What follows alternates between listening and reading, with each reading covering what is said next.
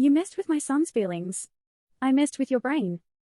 All right, let me tell you about this woman, Peach, that pathetic excuse for a human being who, for some bizarre reason, I had to co-parent with, for some time. You see, I was divorced from my son's father, that man we will call Bowser, when my son, Mario, was just 6 years old. I had primary custody, but I always did my best to co-parent. To be civil, to be kind, to make sure that my son was happy, but it was also, incredibly, difficult.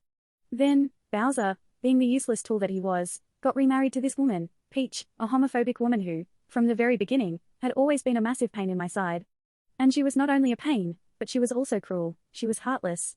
Peach was a total bitch to my son, my precious child. She actually told him that she couldn't love him unconditionally as a stepchild.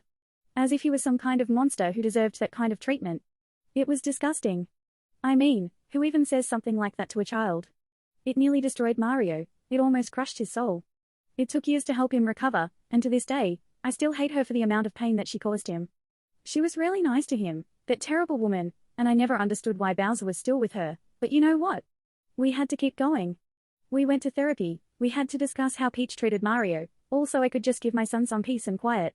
And then it got better, yeah, for a little while, but then of course, it all went bad again. The cycle never ended, it was like a never-ending nightmare, it was always so predictably terrible.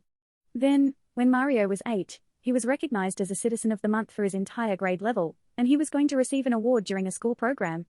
My heart swelled with pride, I was so excited, I wanted to see him shine. The awards ceremony.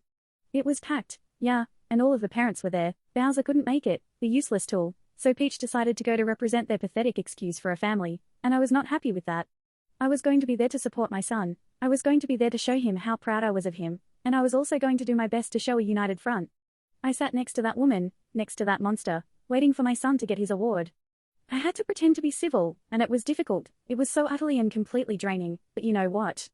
I powered through it, and then Mario was called to the stage, and he was just beaming. He was dancing, he was happy, he was shining, and I could feel my heart swell in my chest with so much pride. He came running off the stage, and he was going to hug me first, yeah, he was running right for me, but then, that woman, that monster, stepped right in front of me to get a hug first. I was livid, and I wanted to do something, I needed to do something. I had a moment of clarity, I knew exactly what I had to do.